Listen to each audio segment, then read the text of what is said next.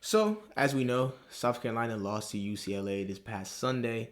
Um, I predicted that was going to happen. I knew UCLA was going to win that matchup. I stated at the in my previous video, if you watch it, I knew that the backcourt play was going to be the determining factor of that game.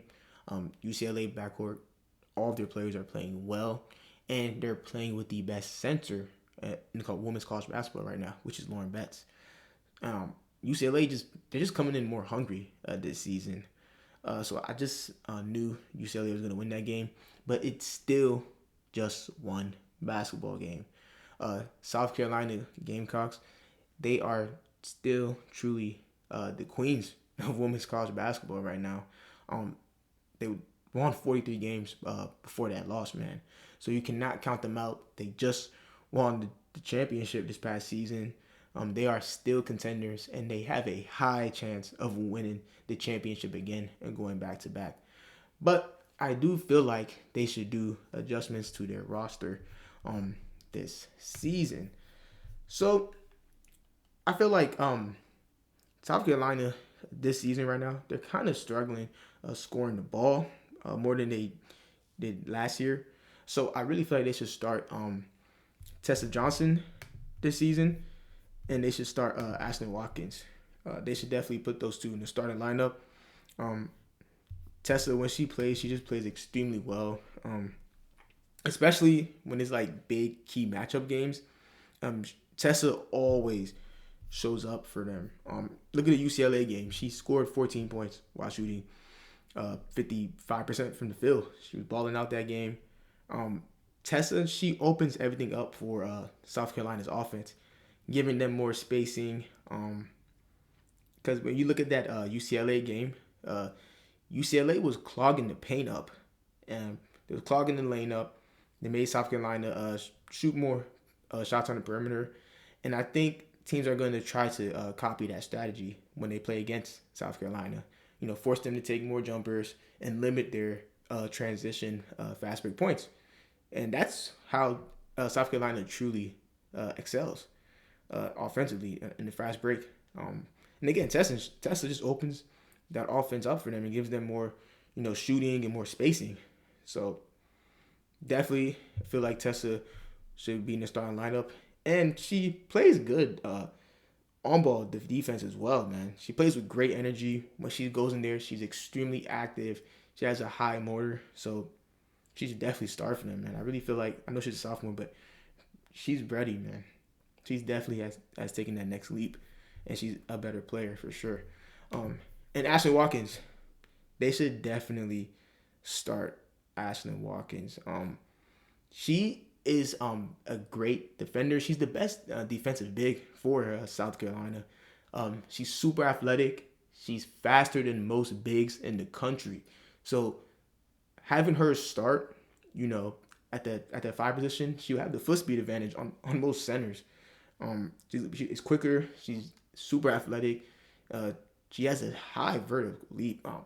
There's clips of her, playing around, and she's almost dunking the basketball, man. So she's truly athletic. And when Camilla was out last season, when Camilla was gone and she was playing for her native Brazil for the FIBA Olympic qualifying tournament, Watkins started those games, man, and she was balling out. She was getting a double-double like almost every game when Camilla was gone. So I really feel like Watkins is definitely ready for that next level. She's really the defensive anchor of that team. Again, best defensive big on South Carolina by far.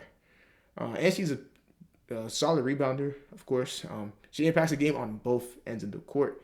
She has a nice little shot around close range. She has a midi as well. And again, she's really tough defensively. And another thing that South Carolina should do, they should definitely give Mylasia Fuali more minutes. She's third in points per game for them. She's amazing with the ball. We see how she plays. Amazing ball handling. Amazing skills. She can shoot the ball extremely well. She's really quick and fast at attacking the basket. So Mylasia should definitely get more minutes. She should definitely average more than 17 minutes a game. So, having her come off the bench, she really gives South Carolina that great energy for that second unit, and it just gives their team an offensive spark because she's really a great scorer. So just having that off the bench would be a real threat for them. So I think Malaysia is perfect coming off the bench and being that sixth player for them for sure. And I really feel like Khloe Kitts should definitely get more touches. As we see right now, Khloe Kitts, she's second in points per game. This game, Pau just passed her, by, as we see, 3 points. It's the most recent game that they played. But Khloe was averaging the most points for them within these last couple of games before today.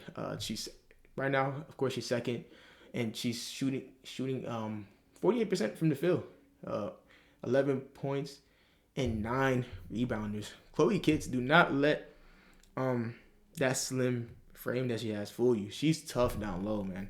She's go after those rebounds. She's the best rebounder on the team. She's averaging 9.2 boards. So definitely, Khloe Kitts is a baller, man. She should get more touches. She has a great mid-range jumper. If they get McDaniels and Tessa in the starting lineup, those two shooters will definitely open up the floor for South Carolina, and it will give Khloe Kitts more space to operate. Again, last game, the game against UCLA, her area was just clogged up, man. So she had no room to operate and hunt for her shots more. But to me, Khloe should definitely get some more shot attempts, more touches. She should definitely play more aggressively on the offensive end and take more shots. She's definitely capable of being that leading scorer in South Carolina. She's averaging almost a double-double, man. She's really taking the next step to being a better player. I know South Carolina's always been that team that has a lot of depth, and pretty much everybody eats, but Khloe needs more shots. For sure. She definitely needs more shots. But yeah, South Carolina, please do not count them out, man. I feel like we can go back to the AP ranking. The AP just put them all the way down to 4. Well, that's not all the way down, but 1 to 4. But they're definitely still that team, man. They're definitely still a top 5 team.